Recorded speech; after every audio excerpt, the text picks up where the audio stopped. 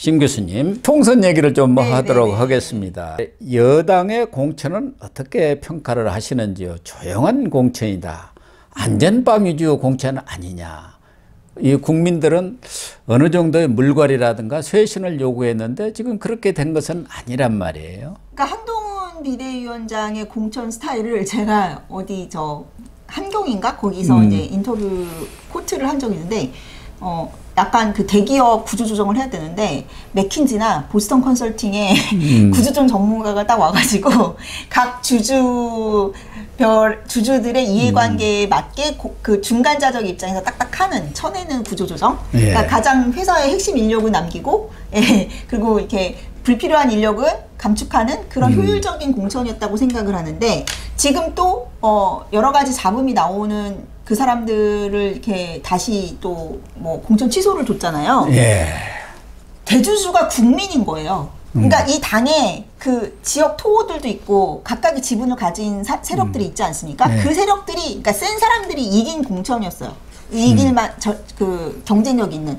근데 공천을 다 하고 나 보니까 어쨌든 지금 민주당 쪽에서도 막말하는 사람들이 나오고 이쪽도 문제가 나오니까, 그러면은 정당에 있어서 최대 주주는 누굽니까? 유권자와 국민이잖아요. 네. 특히나 수도권 선거가 중요하단 말이에요. 그러니까 지금 TK에서 이제 반발이 많이 나오고 있는데, TK나 PK 지금 문제가 된 후보들이 그쪽이잖아요. 네. 그치만 이제 이게 엄연한 정치 시장에서는 지금 이미 수도권에 너무 호남 유권자들이 많은 거죠. 호남 출향민. 그쪽을 생각하지 않을 수가 없어요. 그러니까 그런 것에 발 맞춰서 한동훈이 또 미세 조정을 하는 거죠.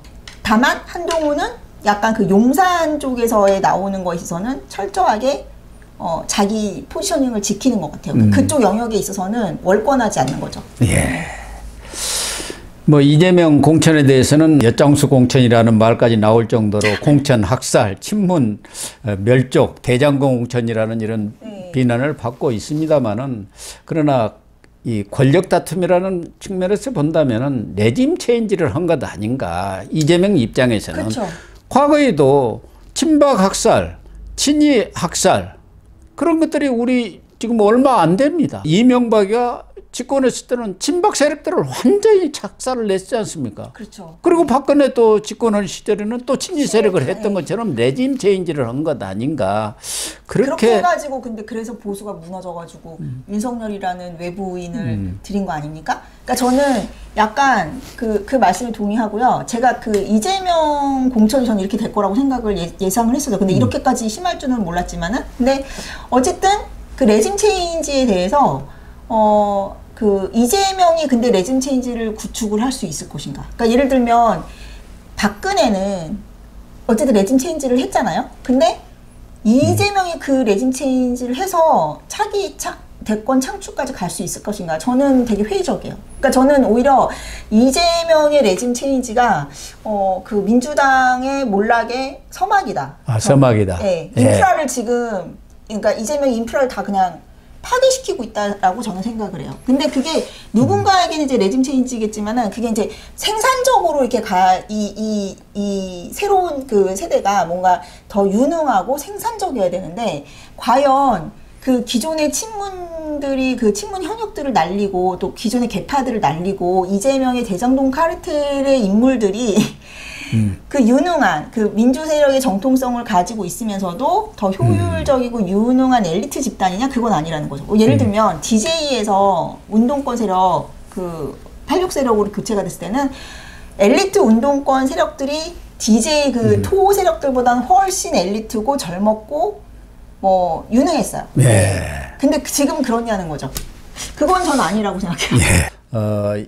이재명이랄까, 그 지지 세력들은, 야권의 지지 세력들은 똘똘 뭉치는 어떤 정기를 마련한 것만은 틀림없는 것 같고, 거기다가 말씀하신 대로 이해찬이라든가 또 김부겸 같은 아주 백전 노장들을 또 끌어와서 친문 세력들도 임종석까지도 또 주저앉으면서 전체적으로 통합하는 그런 모양새를 취하고 있는 것, 이것에 대해서 상당히 경계를 해야 하지 않겠나, 그런 생각이 들어요. 그래서 그 민주당이 가지고 있는 어쨌든 그런 자기들의 회복 탄력성이 되게 좋다는 거죠. 예.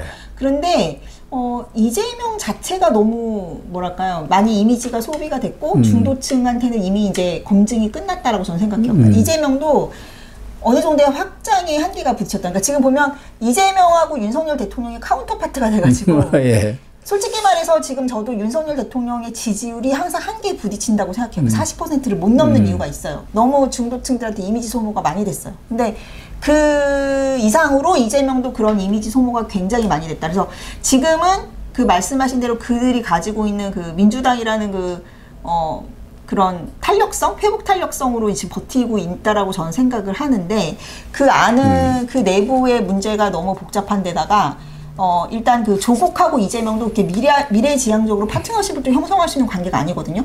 여기 윤한하고 달리. 또 윤한하고 달라요. 조국하고 이재명은. 그리고 그들의 메시지가 좀 퇴행적이잖아요. 기본적으로. 예. 그래서 저는 지금 정국을 보고 있는데, 아직 중도층들은 여전히 마음을 잡지 못했다. 그러니까 처음에는 한동훈이 나오니까 한동훈 바람으로 이렇게 결집을 했어, 이쪽이. 네. 이번에 조국이 나오니까 그래도 조국이 이제 그 이재명이 너무 이제 그 개판을 치니까 상대적으로 신상으로 보면서 잠깐 결집했다고 저는 생각해요. 근데 여전히 그럼 중도층들이 그래서 조국한테 가냐, 그건 아니라는 거예요. 그래서 저는 약간 이쪽, 그리고 이제 지금 이제 이쪽 바람 타가지고 이렇게 조금 올라갔다가 이쪽 바람 탔다가 이렇게 지금 비등비등한 시속 게임을 하고 있는데, 한동훈은 이제 지금 이렇게 대통령, 지금 저는 여기 국힘이 좀 이렇게 여기 더 지지율이 더 떨어진 이유가 이쪽처럼 지금 이렇게 하나의 단일 대우로 뭉치는 모습이 아니라 뭐 용산에서 지금 이제 그 뭐 이종섭이라든지 이런 것 때문에 기성 언론에 이제 약간 비판받으면서 중도층도 좀 떨어져 나가고 이완되고, 또 이쪽에서 뭐 그 PK, TK 후보들 뭐 취소하면서 이제 그런 뭐 의대 문제라든지 해가지고 보수층에서 좀 떨어져 나가고, 네. 이런 약간 균열상을 지금 보이고 있기 때문에, 그러니까 뒤늦게 그 현상이 나타나고 있는 거죠. 근데 막상 이제 선거 모드로 가면 결국엔 또 다시 기존으로 이제 회귀될 텐데, 그러면 중도층들이 파이널리 어떤 콜을 할 것인가에 저는 달려 있다고 생각합니다. 그런 점에서 지금 얘기가 나오는 것이, 국민의힘은 한동훈으로 원맨쇼 리더십에 너무 의지하고 있는 그렇죠. 것 아니냐. 저도 동의해요. 그러니까 그것이 이제 피로감을 좀 느끼고, 그렇죠. 한동훈의 메시지도 너무 이재명 비판 일변도로 그렇죠. 나오는 거 아니냐. 이제 메시지 전략도 바뀌어야 하고, 또 선거 전체를 좀 판을 바꾸는 뭔가 반전의 계기가 나와야 하는 것 아닌가 하는 목소리 지금 그래서 나오고 있는 거 아닙니까? 이미지 소비 이야기했지만 한동훈도 어떻게 보면은 지금 많은 이미지 소비를 하고 있다, 과잉하고 있다, 이런 얘기들도 있거든요. 그러니까 그거는, 아니 근데 지금 저쪽의 이미지를 보세요. 이재명하고 조국은 지금 정권 심판하자가 지금 그 슬로건 아닙니까? 못 살겠다, 무슨 바꿔보자, 이런 약간 70년대식의 그런 걸 하고 있잖아요. 그리고 이제 뭐 조국은 한동훈 특검법 해가지고 한동훈 딸을 이게 총선의 아젠다인가? 저는 결국에는 민주당이 중도층을 확장하는데 한계에 부딪힐 수밖에 없다고 생각해요. 예, 그렇죠. 그것도 그렇고 제가 모르겠어요. 저는 그런 비판에 대해서 그 적극적으로 수용해야 되는 부분이 있다고 생각해요. 뭐 예를 들면 이제 비례 같은 경우 청년을 많이 그러니까 내세운다든지, 제가 책에도 썼는데 그 점에서는 좀 아쉬워요. 제가 책에서 제가 중요하게 지적했던 건 뭐냐면, 이준석을 극복을 해야 된다. 그러니까 이게 한동훈이 X세대잖아요. 그러면은 2030의 지지를 받는 X세대 새 주자라는 그런 이미지를 만들어야 되고, 그 스쿼드라고 하죠. 약간 그런 진용을 갖춰야 되는데 그게 부족해요, 지금. 그 부분 하나 제가 지적하고 싶고, 그 다음에 인요한 씨 같은 분이 시너지가 날 수 있고, 저는 인요한 씨한테 어떤 롤을 줘야 된다고 생각해요. 빨리 등장했으면 좋겠어요. 그러니까 인요한 씨한테 근데 등장만 하면 안 되고, 인요한 씨가 전에 혁신위를 했을 때도 그분이 이렇게 그 말하는 게 사람들한테 먹혔잖아요. 뭐 네. 중진들은 뭐 어떻게 뭐 험지 나가라든가. 그러니까 이 사람들의 속을 긁어주는 얘기를 이분이 해줘야 되는데. 그러니까 국민의 미래. 예, 거기 선대위원장을 맡으면 되는 거예요. 예. 그러면 투톱 체제가 되지 않습니까? 롤을 줘야 되는데, 예. 예를 들면 조국이라든지 이런 사람들 있잖아요. 그러니까 뭐 인요한 씨가 그때 막 이준석이랑 맞서면서 이준석이 또 그때 그 자폭해서 나가 떨어졌잖아요. 그러니까 그런 식으로 인요한 씨가 약간 그런 저격수 역할을 해줘야 돼요. 네. 조국이라든지 그런 거에 대해서, 그러니까 조국이 즉 딸내미가 뭐 의전원 비리하고 그랬잖아요. 그러니까 이분 의사잖아요. 그러니까 중도층의 입장에서 이재명이나 조국의 그 범죄자 집단이 이렇게 퇴행적인 선거 캠페인을 벌이는 것에 대해서 이제 한동훈에 대한 의존도를 좀 줄이고 이제 스피커가 대조되는 거예요. 그러니까 약간 중도층 입장을 반영한. 그래서 저는 인요한 씨한테 롤을 줘야 된다. 저격수로서. 왜냐하면 이분이 저격을 해야 중도층 입장에서는 아, 이 사람이 합리적인 말을 하네. 예, 그렇게 되죠. 좀 정신이 들거든요.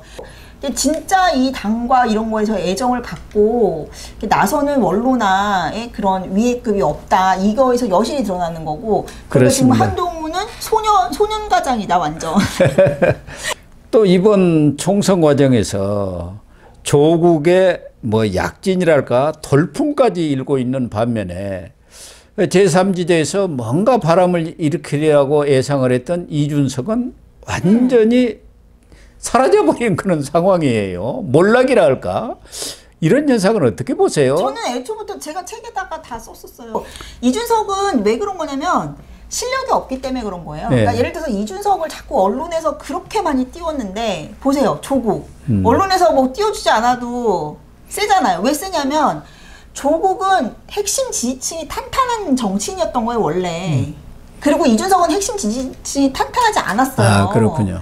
기본적인 체급 차이나 체력 차이가 있는데 그걸 자꾸 언론이 이준석을 통해서 그 제가 반윤 상업주의라는 얘기를 되게 많이 쓰는데, 그러니까 이준석이 나와서 잘 이렇게 그 남을 비난을 잘하고 조롱하고 이런 걸 잘하잖아요. 경멸하고 이런 거를.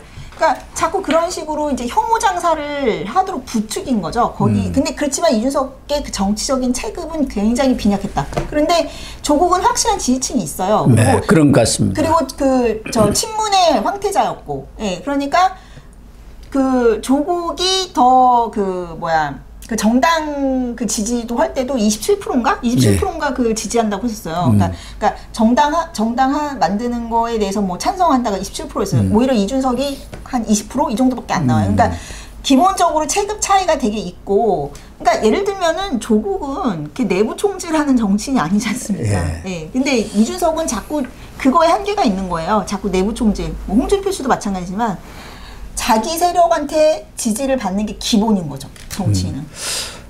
어쨌든 조국으로서는 윤석열 대통령한테 핍박을 받았다 해가지고 이 반윤의 기치를 확실히 들고 있는 거. 선명성이 있어요. 그러니까 저격수 역할을 톡톡히 해내. 어디 책에 보니까 아주 매운맛, 마라탕 그런 역할을 해주니까 그런 맛을 보여주고 있으니까 돌격대, 본인은 돌격대로 그렇죠. 이렇게 표현을 했습니다만. 그러니까 호남에서는 시원한 거죠. 민주당은 뜨뜻미지근해. 뭐 제대로 공격도 못하고 자기 방탄에만 몰두하고 있는데 조국이 나오니까 사실은 조국이 그렇게 나설 사람이 아니지 않습니까? 내로남불의 유산에 지금 2년의 징역까지 받은 사람이 정당을 만든다는 거고 정치를 한다는 것 자체가 있을 수가 없는 황당한 일이에요. 해외 토픽에 날 만한 일인데도 불구하고 시원하단 말이에요. 대중은 그게 열광하는 것 아닙니까? 근데 조국이 제가 보니까 애초에 그런 것 같아요. 아까 이제 조국이 이미 2심을 받았고, 조국의 강점은 뭐냐면 내부 총질 안 한다는 거예요. 아주 영리해요. 그러니까 뭐냐면 이준석이 조국만큼이라도 좀 정부 감각이 있었으면은 조국의 패스를 따라갔겠죠. 그러니까 뭐냐면 불쌍한 척을 하는 거예요. 자기는 조국 그 민주당에서 이렇게 피해자 코스프레 계속하고 있잖아요. 피해자 코스프레를 하면서 버림받은 비련의 여주인공을 하면서 적은 윤석열인 거죠. 그러니까 민주당에 대해서는 머리 쳐들지 않겠습니다. 네, 고개를 확 숙이잖아요.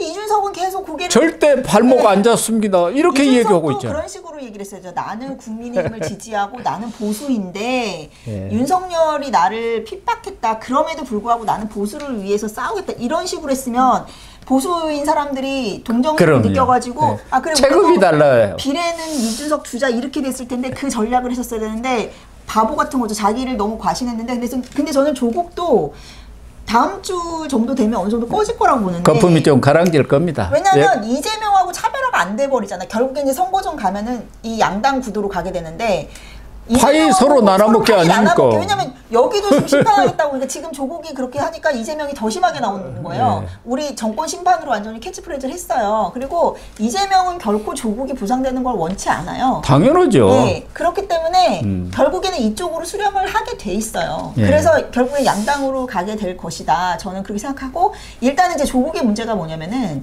캐스팅 보트를 할 수 있는 2030에 대한 그 소구력이 약하고 이미 또 중도들 20은 0%더라고요, 네. 지지율이. 그것도 그렇고 30도 뭐 한 10% 정도. 중도들한테도 그러니까 강성 조국의 지지층들이라든가 뭐 일부 그냥 중도층 중에 좀 연민이 느껴진다 그거지 그렇게 막 돌풍을 일으킬 만한 그런 정치 신상이 아니라는 거예요. 조국은 이미 검증이 끝났기 때문에 그래서 그 예. 결국엔 양당 체제로 가면은 조국은 결국 컨텐츠 부재로 그 한계를 드러낼 것이고 벌써부터 좀 드러내는 것 같아요. 나와서 하는 네. 얘기가 좀 황당하니까.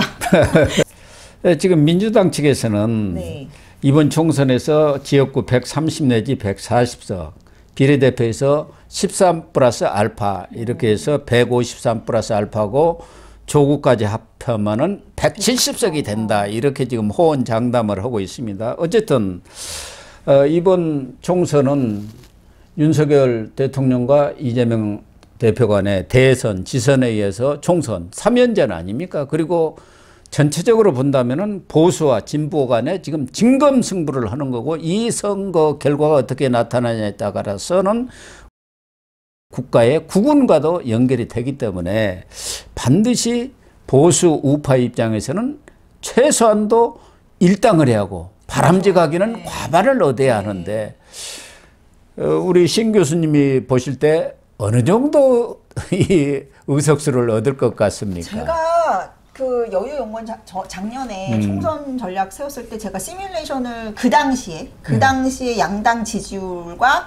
세대별 투표율로 적용해 봤을 때 저번 총선 했을 때 그러니까 그때도 지금 뭐 언론에도 많이 나오지만 153석 이상이었어요. 왜냐하면 이게 지지율이 갤럽에서 계속 양당 둘 다 낮게 나왔거든요. 근데 네. 이제 문제는 중도층의 두 당 대표에 대한 두 당에 대한 비호가 되게 높다는 거였는데 문제는 저는 이렇게 봐요. 근데 그건 대선이고, 그러니까 어떤 이제 제가 젊은 친구들이랑 많이 대화를 많이 하는데 정치 대화를 많이 하는데 이렇게 비유를 하더라고요.